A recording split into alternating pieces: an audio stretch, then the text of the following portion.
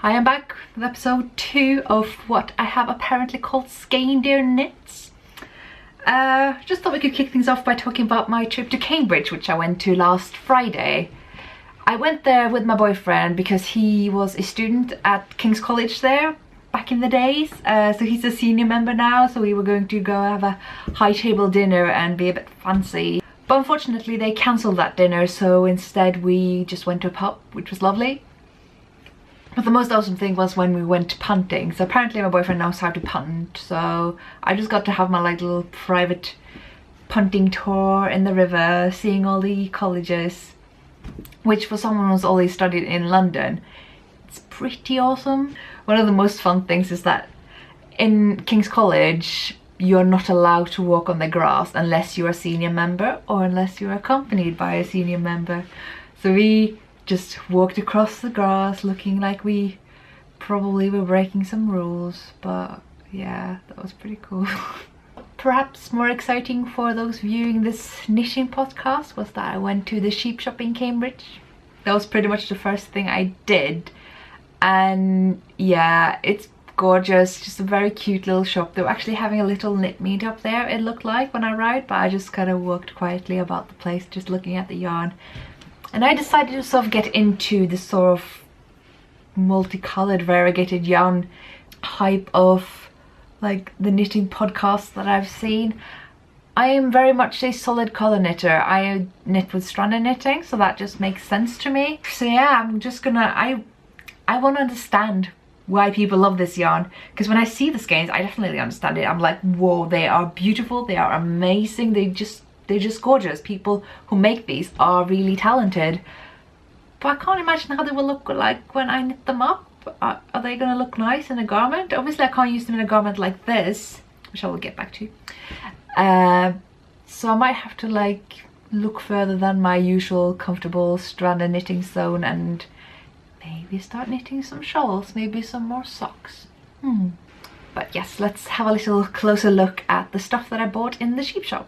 First thing are the needles I got from Knit Pro. So these are the two sizes that I was lacking from my Knit Pro interchangeable Nova set. So you got the 3.25 and the 3.75, and also these stitch markers. You can never have enough stitch markers, right? I'm really trying to get the hang of my own gauge. I'm sort of trying to pinpoint where I'm at with like 3.5 and 3 and 4 and so on, but I don't know exactly where it is, and I seem to be a bit off every time. I'm a very tight knitter, so I always know that I have to go up a half needle size, but maybe I've been wrong. Maybe I should have gone up just a quarter needle size. So I'm gonna try to see how my gauge would be like with these needles. Like, I have a suspicion even this is with a slightly bigger gauge than usual, which is the opposite problem that I've normally had, so I guess that's a nice change though. But let's have a closer look at the yarns that I picked up in the shop. Look at these babies. Look at them. I don't know if the light from the window is helping or just ruining everything, but hopefully the colours will come through very nicely. Let's start with this one. This is from, hang on, the Third Vault Yarns. I don't know if these are local to Cambridge or not, but they had these. And this is like some kind of minty grey here. And it sort of moves over to this lovely sort of pink toned, almost red. And this lovely, lovely, lovely blue. And I did see some shawls that I think the shopkeeper said was knitted up in this yarn or similar type yarn, and that looked really nice. Like if you have a neutral color with a shawl and then stripe it with this, I think that's gonna be pretty good. I just have to think of a good yarn that would fit with this. Yeah, it's very soft. All of these yarns are 100% merino except for this one, which has nylon. So I'm guessing this should be socks. So this is by Sparkle Duck. This shade is called Skyfire and the yarn is called Spirit. And you can see why it's called Skyfire, because you literally get a ridiculous amount of colors here. Just, I mean, it's beautiful, it's absolutely beautiful, but I'm really nervous as to how this will knit up. I guess I have to make socks of them, so should I mix them with a different color or just have them plain as is with maybe some cabling or lace? I'd be happy to have any advice if anyone's watching this. I thought maybe I could do something like what I did with these Regia socks a year ago. Like they have this color, this changing color as a pattern color, but they're plain beige otherwise. I could do something like that. I would just have to find a neutral color that works with the Skyfire yarn. I forgot to say that this yarn color is called Thor, and it's the companion yarn. This is also the companion yarn, and this color, I have no idea what this is. Can you read this?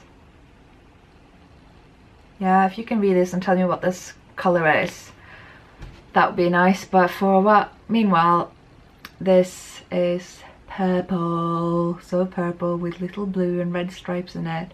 And I think I could just knit a plain shawl with this. I don't know if it's enough with one skein, if that was a bit ambitious, if I should mix it up with some, I don't know, white or something. Because maybe one skein is gonna be just a very tiny shawl. I'm still learning these things, so yeah. For now, I just like to hug these and have them on my shelf looking pretty. So I definitely get the hype in terms of looking at the skeins. I'm just very, very nervous about how they're going to knit up, how they're actually going to look like in my final garments. So the last thing that I did on our Cambridge journey was actually at King's Cross when we came back, because obviously just had to like casually walk by the Harry Potter trolley on platform 9 3/4, and I've never noticed the shop there. How can I have lived in London for 5 years and never noticed that there's a Harry Potter shop right there? I mean, so yeah, of course I had to get these mugs. I have a bit of an identity crisis because I'm kind of like a Ravenpuff, which is weird. Like, I'm definitely a pure nerd. Like, even when I approach something like knitting, I'm like really into the details, and I just get very lost in the whole thing. I mean, I'm doing a PhD, that gives me nerd points as well. I mean, it's fair to say that Ravenclaws are the nerds, right? It's like a very intellectual house. I don't know if I fit in that sense. I think I would be like the dumbest Ravenclaw, but I would still be a Ravenclaw. But I'm also a Hufflepuff. Like, I like the simple pleasures in life. I like the cuddly, cozy things like knitting and nice food and just warm hugs. Speaking of warm hugs, you'll never believe what my boyfriend bought me today. I mean, yesterday, it's already been a day. He bought me this. It's an Olaf Chum Chum. And the reason why this is awesome is because my boyfriend's name is Olaf. So this Chum Chum I have then of course named Olaf, and he is gonna join Trevor the Ewok. Trevor I've had a long time, but now he has a friend in Olaf. So this yarn buying was a bit naughty of me. I'm supposed to be under a yarn buying ban. Now Souvenir is an exception to this, so I shouldn't feel too guilty, but I do. So I just want to like talk about the times I didn't buy yarn. We walked past a haberdashery on our way from the sheep shop into Cambridge, and I didn't buy anything. I looked at it and I wanted a lot of it, but I was like, no, I have bought 3 skeins of yarn. They were expensive, way out of my budget. I spent all the yarn I bought last week was my monthly budget on everything I need to buy in life, like food and clothing and basically everything but my rent and bills. So that's bad. Another place I didn't buy yarn is this little cute vintage shop just near my house, and they have this little basket of just vintage yarn, like really old pure wool yarn on big cones, and I want all of them, but I think I managed to restrain myself because they haven't labeled the prices. You actually have to talk to the shop manager, and I was like, it's a busy day, I just wanna buy them. So I actually managed to not buy them. Yay me. But I've had some dark moments too. I happened to stumble across Wool and Vine Yarn's website just because people have been raving about it, and I thought, what's this all about? And first thing I read on the news page is that in 1 hour more yarn will be launched into the shop, and I bought 1 skein of Ghastly Crumb in the narwhal base, and I'm excited. But I don't understand, like I see people on Ravelry have stashes of more skeins of yarn in the same dye lot, and I don't understand how you guys did it, because the yarn just flew by within seconds. Like, I was barely looking at it for a minute, because you have to look through to actually find the yarn that you need once it's been launched. You can't do it before. And I just happened to come across the Ghastly Crumb, I think because someone had decided not to buy it after putting it in their cart. So I was just lucky.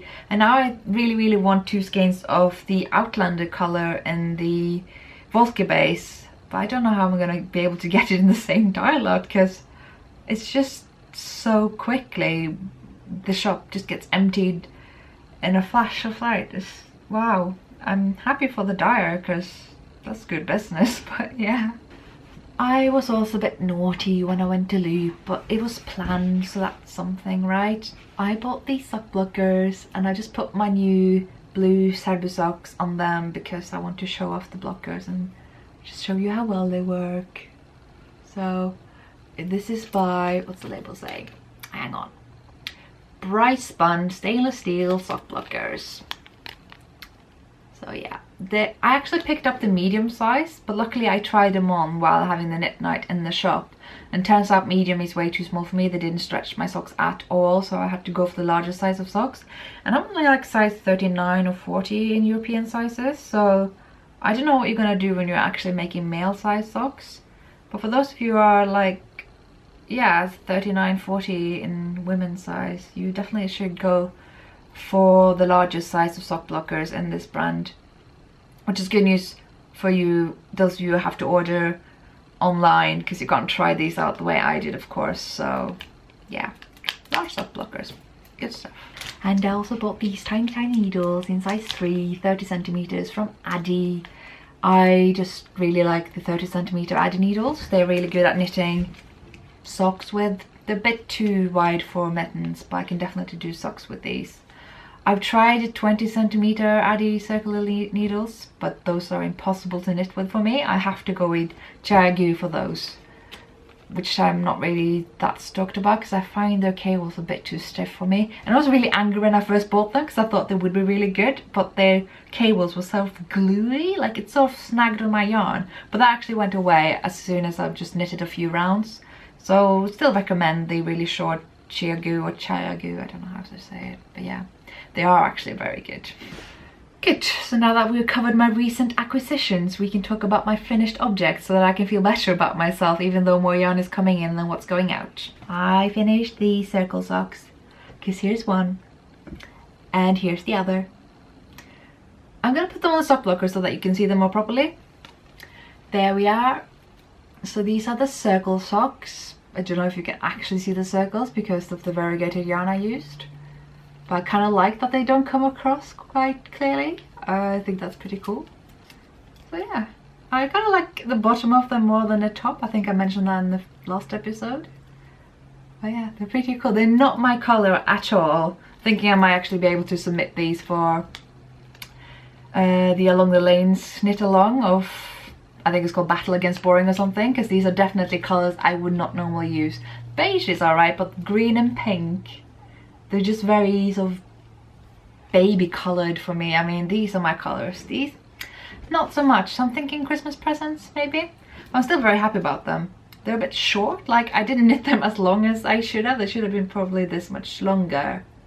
But I don't care. I like them a bit short. I think if I were to make them for me, I would probably make them a bit longer, but yeah, they still do the sock thing that socks do. It's fine, it's fine. These are knitted in, what's it called? Brooklyn Handspun Persephone. So this is my little label. I was very lucky to be given this in a yarn swap at Loop in one of the knit nights, because nobody liked the color, but I think I made it work. Actually, the lady who gave them this color to me, she was really happy with them, was like, oh, you made them beautiful, you made it work. Because I mixed them with this just basic beige Cascade Heritage yarn, and I do think they work together. Cascade is definitely less spilling, more sort of slippery, but if you sort of put your hand inside these socks, you will feel the Persephone yarn of Brooklyn Handspun, and it's just so nice and soft. And they're both strengthened with nylon, so that's good.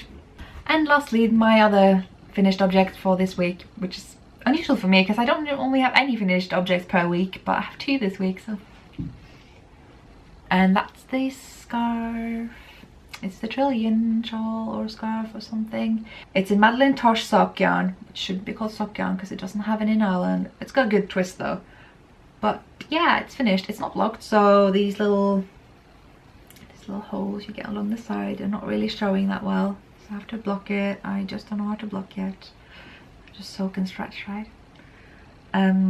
Yeah, I don't know if I'm happy with the size of this. Should it be bigger? Let me know what you think if you have an opinion at all. Because this is how it's on me right now, and it's okay. Like, it's just like a tiny little scarf, and maybe that is okay. But I do have another skein in the same dye lot in the same color, so I could make it bigger, and maybe I would like it to be bigger. I don't know. I was just very happy to have a finished object. Maybe a bit too eager, maybe wanting to use the other skein for something else, but I don't know. Let me know what you think. Should it be bigger? Is that, I know it's subjective, but you might still have opinions, right? I would gladly hear them. I have actually planned my Christmas projects already. That also involves having to plan my other gifts so that I know who to knit for and who to not knit for. But yes, I have decided who to knit for and what to knit for them. I'm gonna make 3 jumpers, one of which is going to be the Sørlandskofte, which is a cardigan pattern, but I made it into a jumper for my mum. And she knows this already, but she may have forgotten. She did buy me the yarn and decide on what pattern she wanted. And I did make it during the summer, but I'm not weaved in the ends yet, so that has to be done. I'm gonna give it to her for Christmas. I might have to make my sister go find it for me and wrap it up, because I might not come home this Christmas. I might celebrate my first Christmas in the UK, in London. But yeah, it's a very lovely jumper, very beautiful yarn, merino cotton blend from Dali Yarn, which is an amazing yarn brand. Another thing I'm going to give away is probably 5 pairs of mitts and mittens and gloves. One of these pairs is going to be these Tottery mittens that I made earlier this year. Oh, look at them, they're so cute. They're a bit too tiny for me, but I think the recipient of these will have slightly smaller hands than me anyway, I suspect. I have to weave in the ends. I just can't be bothered with it. But yeah, they're really cute. It's the 3rd time I'm making these. I made them in Drops Lima, however you say that. Very affordable yarn, costs like £1 or £2 per 50 gram ball. Just, yeah, very cute. I'm also going to give away probably 3 pairs of socks, one of which I think might be these circle socks that I just showed you, because they're not quite my style, and I'm gonna make a lot of socks for myself. I already have, I think, 2 or 3 pairs that I keep using, so I don't feel too sorry for myself. And I'm going to give away 3 hats, one of which will be this alpaca hat that I showed you last time. A friend of mine have expressed interest in it, although I'm still having doubts about whether they're her colours, but me. And this hat, which is way too tiny for me, which is why I'm giving it away, because otherwise I would have kept it. It's just I don't like them this small, but they fit my friend perfectly, so like, yeah. Right, I am also giving away some Christmas balls. I might also just knit some just for fun. I make these every year. This is like how I feel that it's Christmas. I'm just sorry my camera keeps shaking because we have a very shaky desk. That's the royal we, by the way. I have a very shaky desk. Anyway, the Christmas balls, yes, I make them every year. I make them in lots of different colours. All the standard pattern just says to make them white with some black or red pattern on them. They're by Arnon Colours, which you've probably heard of. They were very well known, and they released this book of Christmas balls that has been a huge hit, and I love making them. And I already got some cotton yarns that I like making them with, because I don't know, I just don't feel like making them anymore. I have good experience with making them in cotton, and cotton is cheap and they're just going to be for decoration, so who cares. And lastly, I am going to give away this squishy soft alpaca shawl. It's so soft. It's not actually finished yet, although I made it in May, because I have to crochet this little edge, but this is the whole thing. It's so soft, guys, you won't believe it. And it's got this little crochet edge that I'm working on. Don't know if you can see it.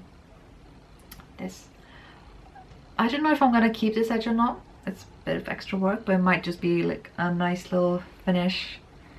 And I do have the yarn, so why not? I don't know. If you have any opinion on whether I should have an edge on this or not, let me know. Okay, we're approaching the end of this episode, and I just want to talk a bit more about this jumper that I've finished. I talked about it last time as part of my finished objects, and I'm very happy about it. It's very soft. It fits me very nicely. Like, it's got very much positive ease. Gonna stretch out the more I wear it, I think. Just, it's large. I could easily fit into medium. But yeah, I wanted something soft and snuggly that I can just like sit and wear while I'm not particularly, I don't know, worried about how I look, how baggy this is. Just want to be cozy in the winter. I didn't mention how you could get this pattern actually. This is a Norwegian pattern, and Norwegian pattern makers are really difficult about sharing the patterns. Like knitting is so huge in the world right now. Like, thanks to Ravelry, mostly on the internet in general, that there's this big knitting wave going on just about everywhere, and it's so exciting. It's so much fun, and patterns are popping up everywhere, and everybody wants to be part of it. But the Norwegian knitting, whatever you want to call it, they're just not joining. They're not translating the patterns. They're not translating like the 50 books that are released every year that you can find in any bookshop in Norway. And I'm so upset with it. It annoys me so much. Just translate them. Get more people to knit these patterns. This will benefit everyone. So yes, I'm a bit upset about pattern translation. Having said that though, SKD Yarn actually have the patterns from this particular pattern producer, Sandnes Garn. They translate them into English. You can buy them there and you will get them as an email download, and it's great. I've not tried it, but it should work fairly easily. So that's something I would definitely recommend you should have a go at.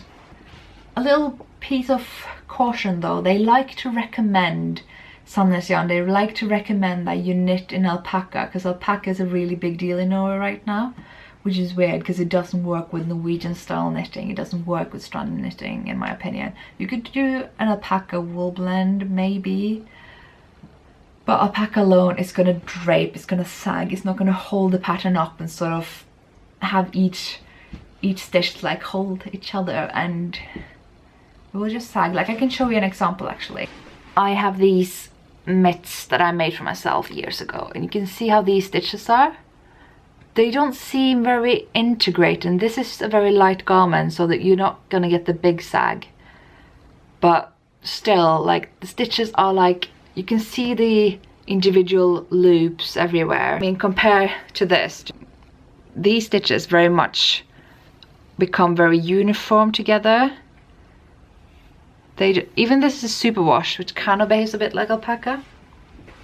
It works so much better than what alpaca does with stranded knitting.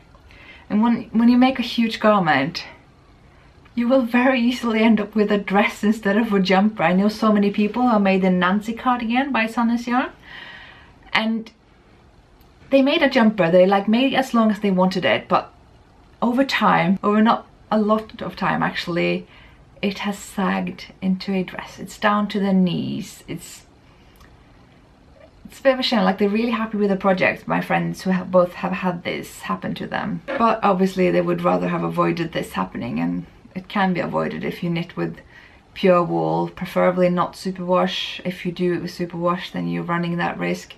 I'm definitely running the risk with this jumper, but I don't mind because I wanted it to be just big and saggy.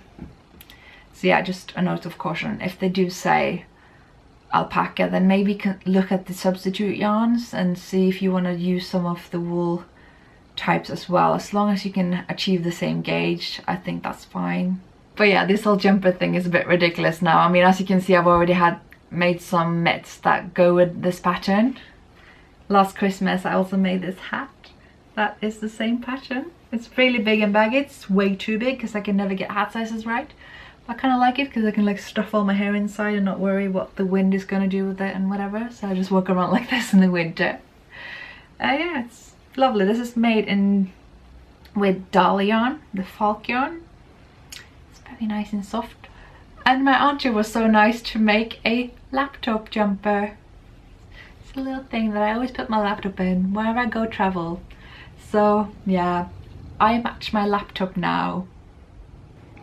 And as you may remember from last time, I still have this little jumper and this little hat I'm gonna send off to my pregnant friends, because I love this pattern. I knit it all the time. I can always find something I want to have this pattern on, like this cushion. I matched my cushion. This is actually the exact same yarn in just a thicker base. So yeah, I can just sit like this in my bed and look really, really cool and not darky at all. I guess the last thing I want to say about this jumper is that it is a bit short in the neck. One sort of complaint I have about Sonnet yarn is that while they make lots of lovely yokes, they kind of all follow the same procedure and they don't tend to have very good necklines. So I'd recommend, if you make this, make some short rows in the back so that you can get your neck a bit higher up, because it's very open in the neck right now and I'm not a big fan. And actually I reduced a lot more stitches around this neck than the pattern calls for, so it would probably have been this open had I not done that. And I think in hindsight I might have preferred just a bit longer ribbing for the neck, because it is very open here. You can see my bra and everything, so I don't know how warm this is going to keep me in the winter. Probably still a bit, but yeah, I might need some shawls to go with it. Lastly, some projects I have been working on that I haven't finished yet will be these mittens that I showed you last time. Still have this one. Doesn't have a thumb yet. I'll show you. Those of you who didn't see last episode. I have, however, made some progress with the other one. So yeah, it's starting to resemble its brother or sister. So I'm very excited about finishing these, but I'm also a bit sad that they won't fit my hand. So if anyone's got small hands and you want to buy a little mitten, or you have something you want to trade, or you want to have maybe a Christmas present, I don't know, then yeah, these need a loving home. And yes, I realize I do go with my project bag and my slightly smaller makeup bag. I think that's it actually what I have today. I am in a bit of a hurry. I should be working. This is not my day off by no means, so my PhD is waiting. I was very happy that my first ever lecture yesterday went well. So I've been doing some tutoring in statistics before, which is kind of like lecturing, except they pay you less. This time I actually did a full 2-hour lecture with a 1 hour sort of clinic after the whole thing, where you just hang around to help students. So yeah, it's pretty cool that I'm actually getting the hang of teaching and like making other people understand stuff that I understand, being actually able to convey something successfully. I still have the bad habit of saying more than what is useful to the students, but I think that's just something I'm going to get used to the less anxious I am about teaching. So for now, very happy about having done 1 out of 3 lectures for this term. So yeah, that's the end of this episode. Bit shorter than the last one. I don't know what kind of length I should aim for with these videos. It might be wiser to have them a bit shorter in the beginning, so I actually can get some people to start watching them if they want to. I feel like I've not made much of a splash within the knitting community, even though I've been part of it for ages, so I'm hoping that people will be interested in what I'm knitting, to see me sort of getting the hang of the big knitting trends with shawls and variegated yarn and hand spun and hand dyed yarn, whereas at the same time I'm conveying my knitting traditions, because I'm very much a traditional knitter. I knit in very old-fashioned ways, although I'm trying to incorporate new modern techniques into, you know, the old Scandinavian, Norwegian mittens and cardigans and jumpers. So it's a bit of a give and take. That's what I'm aiming for. So I'll see you next time. Bye.